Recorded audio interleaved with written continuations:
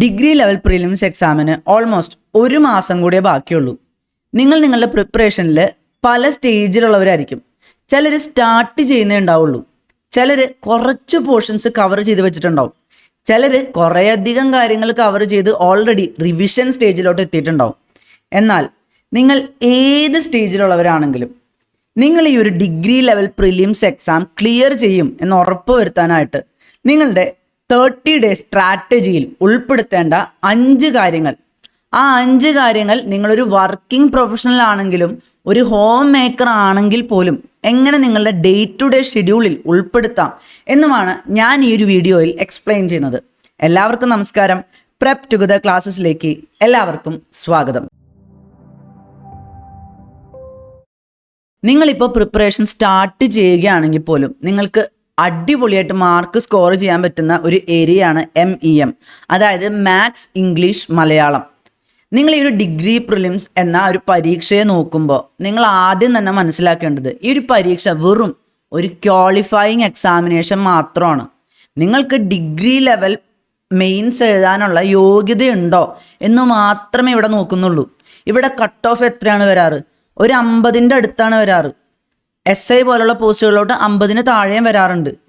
LSD ഒക്കെ ആകുമ്പോൾ 60ൻ്റെ അടുത്തോട്ട് എത്തും. അപ്പോൾ അത്രമാത്രം മാർക്ക് നിങ്ങൾ നേടിയാൽ മതി. നിങ്ങൾക്ക് ഈ ഒരു പരീക്ഷ എഴുതാൻ യോഗ്യതയുണ്ടെന്ന് മാത്രമേ നിങ്ങൾ ഈ ഒരു മാസം കൊണ്ട് തെളിയിക്കേണ്ട ആവശ്യമുള്ളൂ. അല്ലാതെ നിങ്ങൾക്ക് ഹൈ മാർക്ക് നേടി ഇവിടെ റാങ്ക് നേടാനൊന്നുമില്ല. ഈ ഒരു 50 മാർക്ക് നേടാനുള്ള വഴി ഒരു മിനിമം ക്വാളിറ്റിയുള്ള ഒരു കാൻഡിഡേറ്റിന് എന്തായാലും കിട്ടും. അതെങ്ങനെയാണെന്ന് PSC തന്നെ ഇതിലത്തെ പല ടോപ്പിക്സിലൂടെയും പറയുന്നുണ്ട്. അങ്ങനെ ഒരു ടോപ്പിക്കാണ് നിങ്ങൾക്കൊരു basic understanding maths, English, Malayalam. ഇതിനെക്കുറിച്ച്, ഇതിൻ്റെ സിലബസിനെ കുറിച്ച് ഞാൻ മുൻപ് എങ്ങനെ കോച്ചിങ് ഇല്ലാതെ ഡിഗ്രി ലെവൽ പ്രിലിംസ് ക്ലിയർ ചെയ്യാം എന്നൊരു വീഡിയോയിൽ ഞാൻ പറഞ്ഞിട്ടുണ്ടായിരുന്നു. അപ്പോൾ മാത്സ് നിങ്ങൾ ചോദ്യങ്ങളെടുത്ത് നോക്കുകയാണെങ്കിൽ നിങ്ങൾക്ക് മനസ്സിലാവും അത്ര ടഫൊന്നുമല്ല. നിങ്ങൾക്ക് ഒരു മാസം കൊണ്ട് കവർ ചെയ്യാവുന്ന, ഒരു മാസം കൊണ്ട് അടിപൊളിയായിട്ട് നിങ്ങൾക്ക് സെറ്റാക്കി വയ്ക്കാവുന്ന കാര്യങ്ങൾ മാത്രമേ മാത്സിൽ ചോദിക്കുന്നുള്ളൂ. ഇംഗ്ലീഷിൽ നിങ്ങൾക്കൊരു ബേസിക്കായിട്ട് കാര്യങ്ങൾ പറയാനൊക്കെ ആവശ്യമായിട്ടുള്ള കാര്യങ്ങൾ, ടെൻസസ് പോലെ പാസീവ് ആൻഡ് ആക്റ്റീവ് വോയിസ്, അങ്ങനത്തെ കുറച്ച് കാര്യങ്ങൾ മാത്രമേ വരുന്നുള്ളൂ. വളരെ ബേസിക് ആയിട്ടുള്ള, നിങ്ങൾക്കൊരു 10th ലെവലിൽ നിങ്ങളൊരു 10ാം ക്ലാസ് വരെ പഠിച്ചിട്ടുണ്ടെങ്കിൽ മനസ്സിലാക്കി വെക്കേണ്ട കാര്യങ്ങൾ മാത്രം. പിന്നെ മലയാളത്തിൽ ഇപ്പോൾ മലയാളമായിട്ട് വലിയ കണക്ഷൻ ഇല്ലാത്തവർക്ക് ചെറിയ ബുദ്ധിമുട്ടുകളൊക്കെ ഉണ്ടാവുമെങ്കിലും അത്യാവശ്യം നിങ്ങൾ കവർ ചെയ്ത് കഴിഞ്ഞാൽ അവിടെയും നിങ്ങൾക്ക് മാർക്ക് നേടാൻ കഴിയും. ഇതിനായിട്ട് നിങ്ങൾ അധികം സമയമൊന്നും ഇടേണ്ട ആവശ്യമില്ല. നിങ്ങൾക്കൊരു ജോലി കഴിഞ്ഞ് വരുമ്പോൾ ഒരു 2-3 മണിക്കൂറുള്ളത് നിങ്ങൾ ആദ്യത്തെ 2 ആഴ്ചകളിലെങ്കിലും ഈ മാത്സ്, ഇംഗ്ലീഷ്, മലയാളത്തിനായിട്ട് മാറ്റി വെച്ച് കഴിഞ്ഞാൽ, നിങ്ങളൊരു ഹോം മേക്കർ ആണെങ്കിലും നിങ്ങൾക്ക് കിട്ടുന്ന ഒരു 2-3 മണിക്കൂർ ഈ ഒരു മാത്സ്, ഇംഗ്ലീഷ്, മലയാളം ഭാഗത്തിനായിട്ട് മാറ്റി വെച്ച് കഴിഞ്ഞാൽ നിങ്ങൾക്കൊരു 45 മാർക്കെങ്കിലും, ഒരു 40 to 45, 40 to 45 മാർക്സെങ്കിലും, ഞാനിവിടെ നിങ്ങളോട് പറയുന്നത് ഫുൾ മാർക്ക് നേടണം എന്നല്ല, വെറും 40 to 45 മാർക്സ് നിങ്ങൾക്ക് നേടിയെടുക്കാൻ പറ്റും. ഇതിനായിട്ട് നിങ്ങൾ സിലബസിലും ആ ഒരു പഠിക്കേണ്ട കാര്യത്തിലും മാത്രം നോക്കിയിരിക്കുകയല്ല, അതിൻ്റെ കൂടെ തന്നെ ഇതുവരെയുള്ള പരീക്ഷകളുടെ PYQ പ്രാക്ടീസിനെ കുറിച്ച് ഞാൻ പറയും. ഈ ഒരു മാത്സ്, ഇംഗ്ലീഷ്, മലയാളത്തിലും നിങ്ങൾ കൂടുതലും പ്രാക്ടീസ് വഴിയാണ് നിങ്ങളുടെ ആ ഒരു മാർക്ക് ഇമ്പ്രൂവ് ചെയ്യേണ്ടത്. അല്ലാതെ നിങ്ങൾക്ക് തിയറി പഠിച്ചത് കൊണ്ട് മാത്രം നിങ്ങൾക്കൊരു ഗുണം ഉണ്ടാവാൻ പോണില്ല. പലരും പ്രാക്ടീസ് ചെയ്യുമ്പോൾ, ചോദ്യങ്ങൾ പ്രാക്ടീസ് ചെയ്യുമ്പോൾ പറയാറുള്ളത് അവർക്ക് തെറ്റിപ്പോകുമ്പോൾ നിങ്ങൾ മനസ്സിലാക്കേണ്ടത് അവിടെ നിങ്ങളെ തന്നെ പഠിക്കാൻ കിട്ടുന്ന ഒരു അവസരമായിട്ടാണ് കാണേണ്ടത്.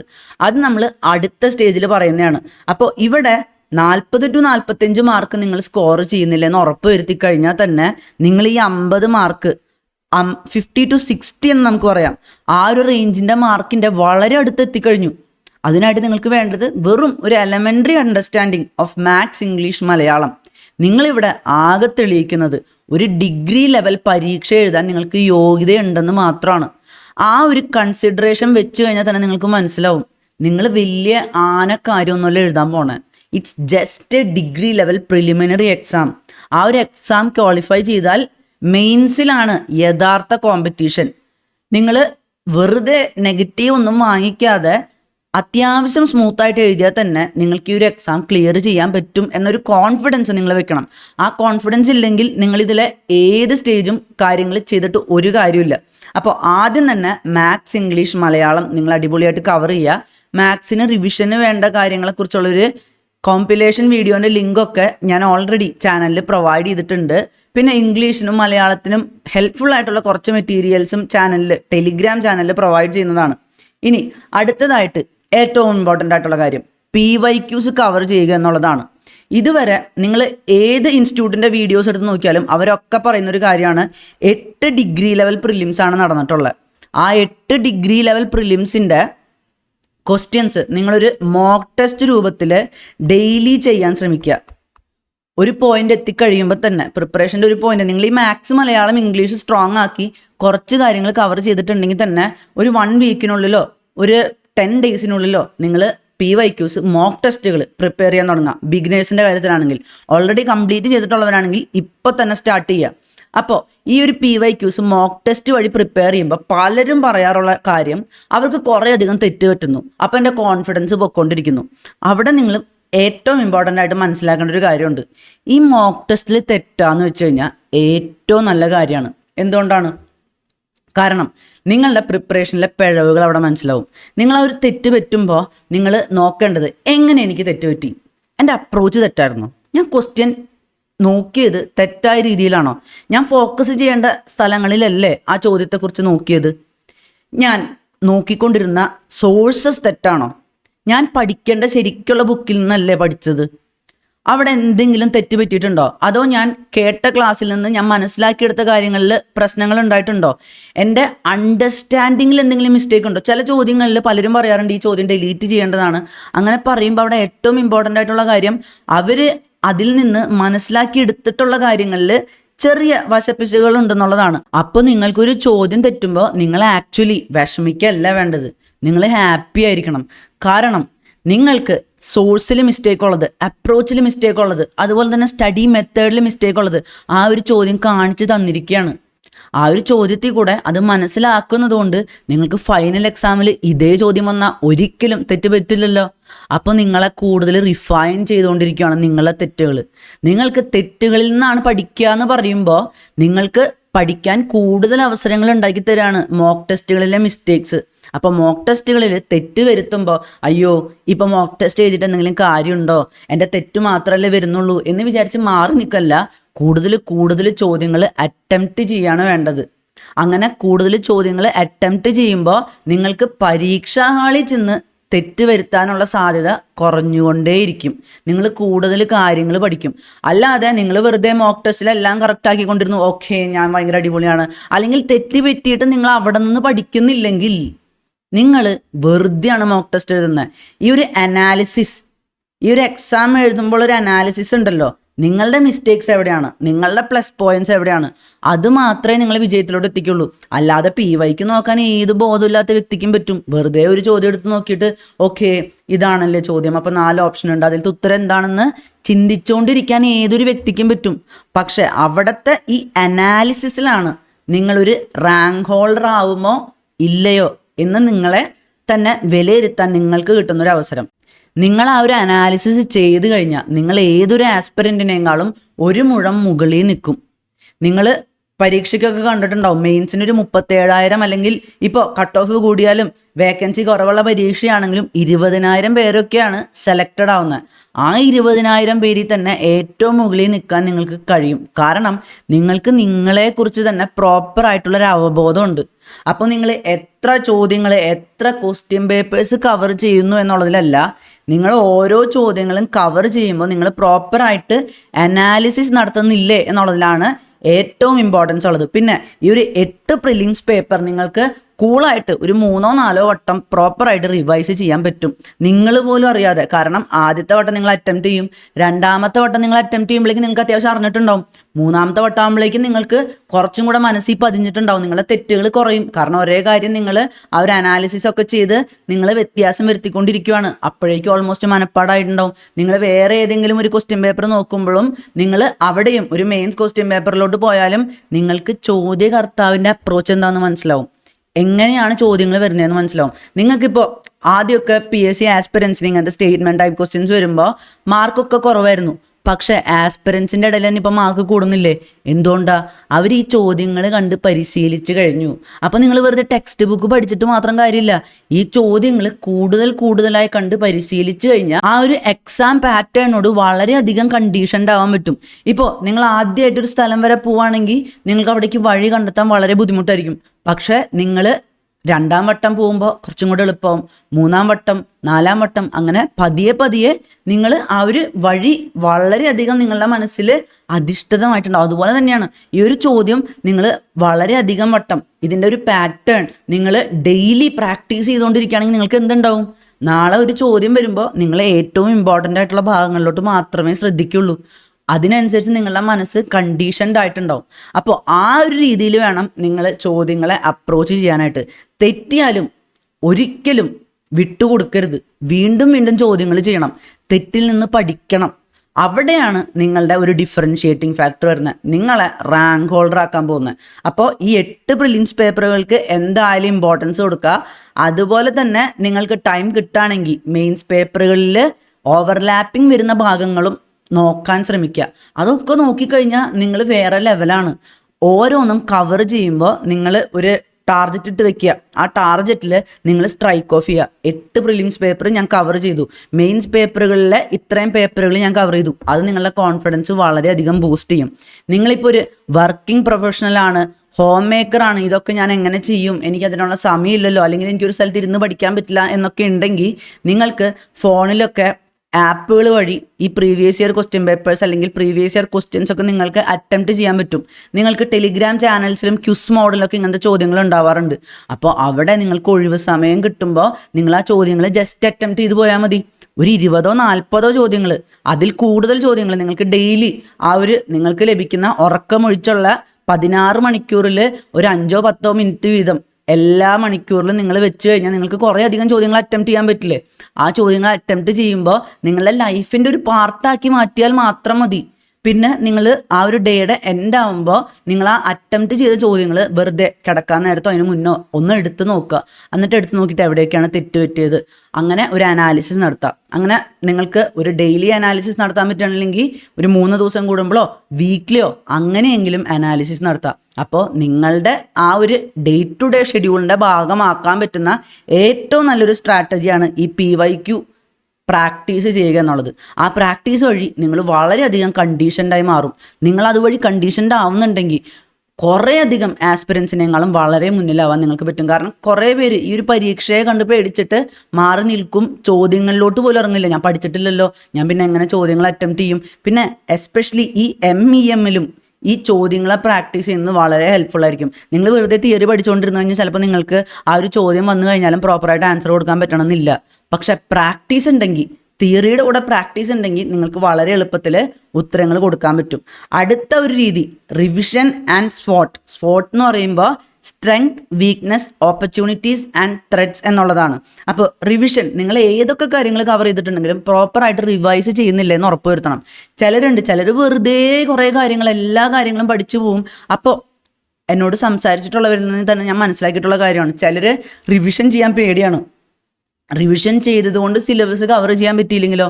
പക്ഷേ റിവിഷൻ ചെയ്തില്ലെങ്കിൽ, ഞാൻ മുൻപൊരു വീഡിയോയിൽ പറഞ്ഞിട്ടുണ്ട് റിവിഷൻ്റെ ഇമ്പോർട്ടൻസ് എത്രത്തോളമാണ്, അതുവഴി എങ്ങനെ നമ്മളെ ലോങ് ടേം മെമ്മറിയിലോട്ട് അത് നമ്മളുടെ ഉള്ളിൽ അധിഷ്ഠിതമായി മാറും എന്നൊക്കെ ഞാൻ പറഞ്ഞിട്ടുണ്ട്. അപ്പോൾ നിങ്ങൾ സിലബസ് തീർക്കാനുള്ള ആ ഒരു തത്രപ്പാടിൽ റിവിഷൻ ചെയ്തില്ലെങ്കിൽ നിങ്ങൾ ചെയ്യുന്ന ഒരു 2ഓ 3ഓ ടോപ്പിക് ആണെങ്കിൽ പോലും അതിന് പ്രോപ്പറായിട്ട് റിവിഷൻ ചെയ്യണം. ഞാൻ നേരത്തെ തന്നെ പറഞ്ഞില്ലേ, നിങ്ങളൊരു ബിഗിനർ ആണെങ്കിൽ 40ഓ 45ഓ മാർക്ക് നിങ്ങൾക്ക് MEMൽ നിന്ന് കിട്ടും. പിന്നെ SI പോലുള്ള പോസ്റ്റുകളിലോട്ട് ഒരു 5ഓ 10ഓ മാർക്കിൻ്റെ അടുത്ത് കിട്ടിയാൽ തന്നെ നിങ്ങൾ ക്ലിയർ ആവും. 50ൽ താഴെയൊക്കെയാണ് പലപ്പോഴും ഈ SI പോലുള്ള പോസ്റ്റുകളിലോട്ട് കട്ട് ഓഫ് വരാറുള്ളത്. പിന്നെ മറ്റു കാര്യങ്ങളിലോട്ടാണെങ്കിലും 55 60 ആ ഒരു റേഞ്ചിൽ കിട്ടിയാൽ തന്നെ നിങ്ങൾക്ക് അത്യാവശ്യം കട്ട് ഓഫ് ക്ലിയർ ചെയ്യാൻ പറ്റും. അതുമാത്രം പോരെ, 40 to 45 മാർക്ക് നിങ്ങൾക്ക് MEMൽ നിന്ന് കിട്ടുന്നുണ്ട്. പിന്നെ ഒരു 2ഓ 3ഓ ടോപ്പിക്ക് 5 മാർക്ക് വീതമുള്ള നിങ്ങൾക്ക് ഏറ്റവും ഈസി ആയിട്ടുള്ള ഒരു 3 ടോപ്പിക്ക് കവർ ചെയ്താൽ 15 മാർക്ക് കിട്ടി. അത് ഇതിൻ്റെ കൂടെ ആഡ് ചെയ്താൽ ഓൾമോസ്റ്റ് 60 55 ആ റേഞ്ച് വന്നു. നിങ്ങളെ നെഗറ്റീവുകൾ കുറച്ചാൽ തന്നെ നിങ്ങൾക്ക് അത്യാവശ്യം മാർക്ക് അവിടെ തന്നെ ഉറപ്പിക്കാം. ഇതിൻ്റെ കൂടെ നിങ്ങൾക്ക് കൂടുതലായിട്ട് ആഡ് ഓൺ ചെയ്തുകൊണ്ടിരിക്കാം. നിങ്ങൾ ആദ്യം തന്നെ നിങ്ങളുടെ കോൺഫിഡൻസ് ബിൽഡ് ചെയ്യാൻ ഇത് എൻഷുർ ചെയ്യുക. MEMഉം ഒരു 3 സബ്ജക്റ്റും എൻഷുർ ചെയ്യുക. നിങ്ങൾക്ക് ആ ഒരു 55 കടക്കാൻ പറ്റുമെന്ന് ഉറപ്പ് വരുത്തി കഴിഞ്ഞാൽ പിന്നെ ബാക്കി സബ്ജക്റ്റിലോട്ട് പോയിക്കൊണ്ടേയിരിക്കുക. ഇതിനായിട്ട് നിങ്ങൾക്കിപ്പോൾ ഇന്ത്യൻ കോൺസ്റ്റിറ്റ്യൂഷൻ നിങ്ങൾക്ക് വളരെ എളുപ്പത്തിൽ പഠിക്കാൻ പറ്റുന്നൊരു കാര്യങ്ങളാണ്. അതിൻ്റെ ഒരു സിലബസ് ബേസ്ഡ് ആയിട്ടുള്ള ഒരു സീരീസ് നമ്മളെ ചാനലിലുണ്ട്. അതുവഴി നിങ്ങൾക്ക് ഇന്ത്യൻ കോൺസ്റ്റിറ്റ്യൂഷൻ അടിപൊളിയായിട്ട് Indian polity by M Laxmikanth base ചെയ്തിട്ട് നിങ്ങൾക്ക് കവർ ചെയ്യാൻ പറ്റും. അത് മാത്രം നോക്കിയാൽ മതി. അവിടെ നിങ്ങൾക്കൊരു 5 മാർക്ക് കിട്ടി. പിന്നെ നിങ്ങൾക്ക് മറ്റ് സബ്ജക്റ്റുകൾക്കായിട്ടും നിങ്ങളുടെ ഫേവറേറ്റ് സബ്ജക്ട്സിന് കുറച്ച് മാർക്ക് മാത്രം വാങ്ങിച്ചാൽ മതി.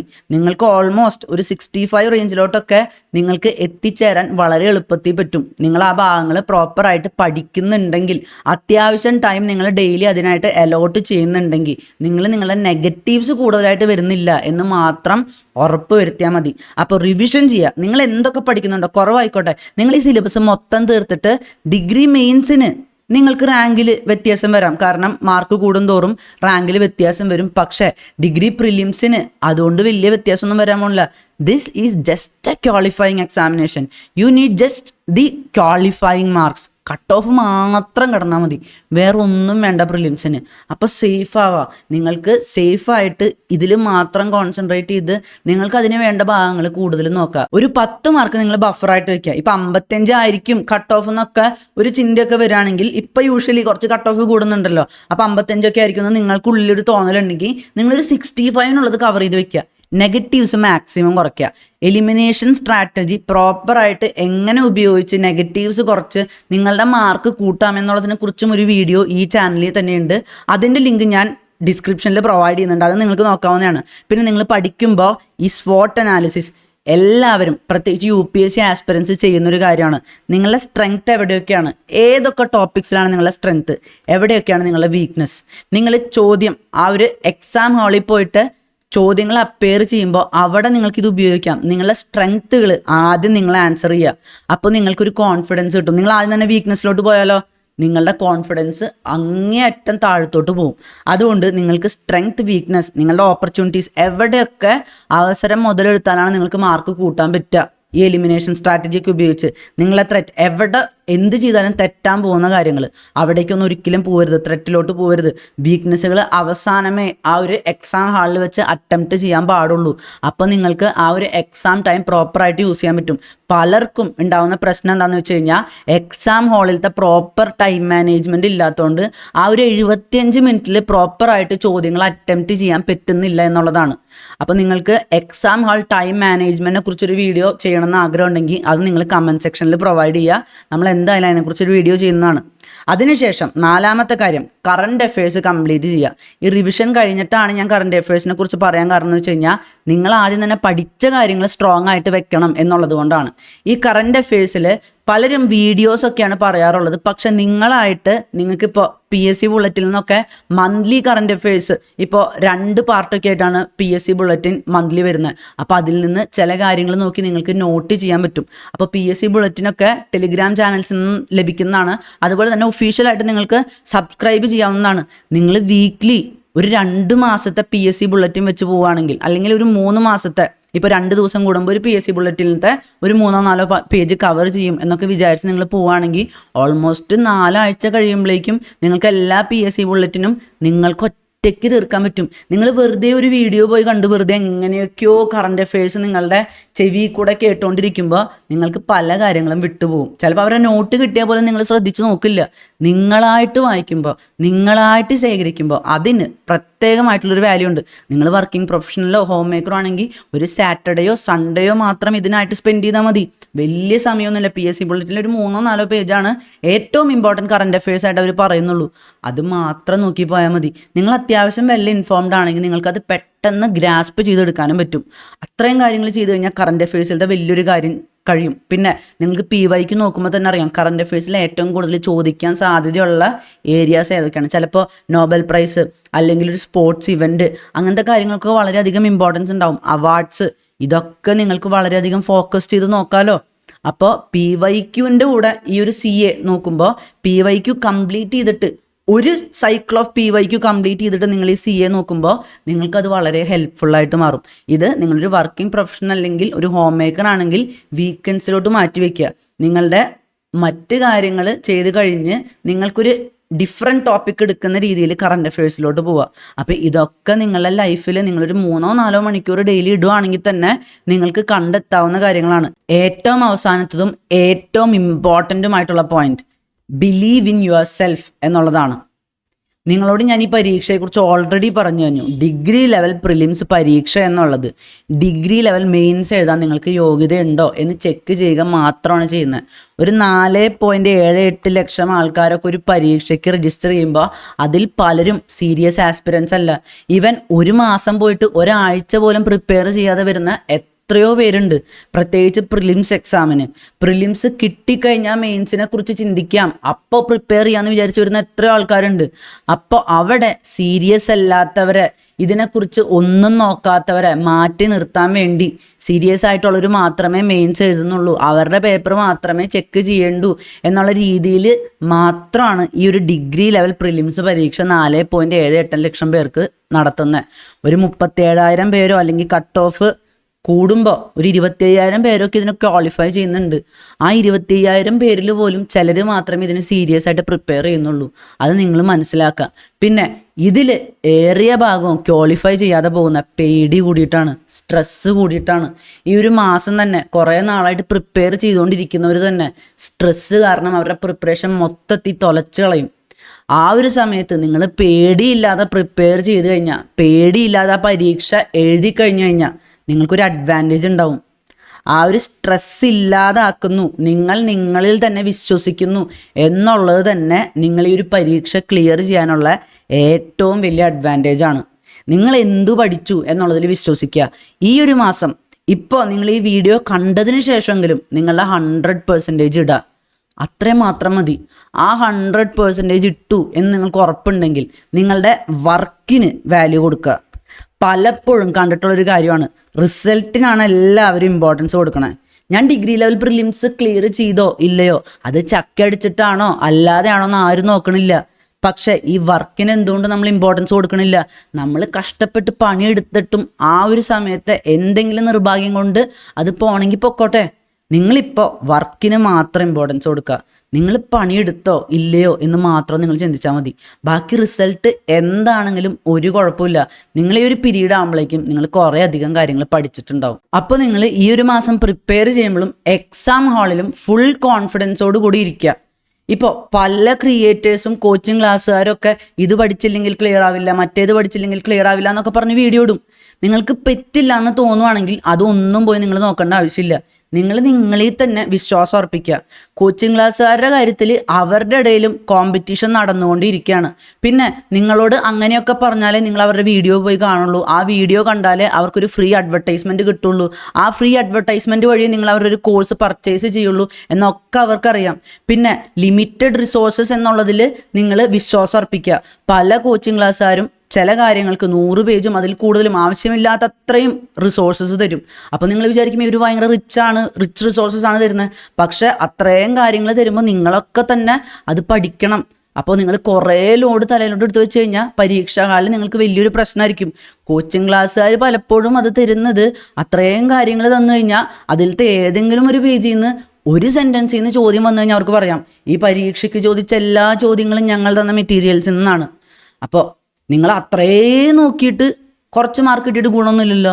അതുകൊണ്ട് വളരെ പിക്കി ആയിട്ട് നിങ്ങൾക്ക് ഏറ്റവും ഇമ്പോർട്ടൻ്റ് തോന്നുന്ന കാര്യങ്ങൾ മാത്രം കവർ ചെയ്യാൻ ശ്രമിക്കുക. കോച്ചിങ് ക്ലാസ്സുകാർ തരുന്ന ഓരോ ഓഫേഴ്സിൻ്റെ മുന്നിൽ നിങ്ങൾ വീഴാതിരിക്കാൻ ശ്രമിക്കുക. നിങ്ങളുടെ പേടിയെ നിങ്ങളുടെ ഉള്ളിൽ നിന്ന് മാറ്റിക്കളയുക. കോൺഫിഡൻ്റ് ആയിട്ട് നിങ്ങളിൽ വിശ്വാസം അർപ്പിച്ച് നിങ്ങൾ പ്രിപ്പയർ ചെയ്യുക. നിങ്ങൾ ഡെയിലി നിങ്ങൾ ഒരു വർക്കിംഗ് ആയിട്ടുള്ളൊരു പേഴ്സൺ ആണെങ്കിലും ഒരു ഹോം മേക്കർ ആണെങ്കിലും ഒരു 3-4 മണിക്കൂർ ഇടുവാണെങ്കിൽ നിങ്ങൾക്ക് പ്രിലിംസ് എന്തായാലും ക്ലിയർ ചെയ്യാൻ പറ്റും. മെയിൻസിനാണ് പിന്നെയും കോമ്പറ്റീഷൻ വരുള്ളൂ. അത് നിങ്ങൾക്ക് പ്രിലിംസ് കഴിഞ്ഞിട്ട് ചിന്തിക്കാനുള്ള സമയമുണ്ട്. നിങ്ങൾ അതിനെക്കുറിച്ച് ഭയങ്കരമായിട്ട് ടെൻഷൻ അടിക്കേണ്ട ആവശ്യമില്ല. ഇപ്പോൾ പ്രിലിംസിൽ മാത്രം ഫോക്കസ് ചെയ്യുക.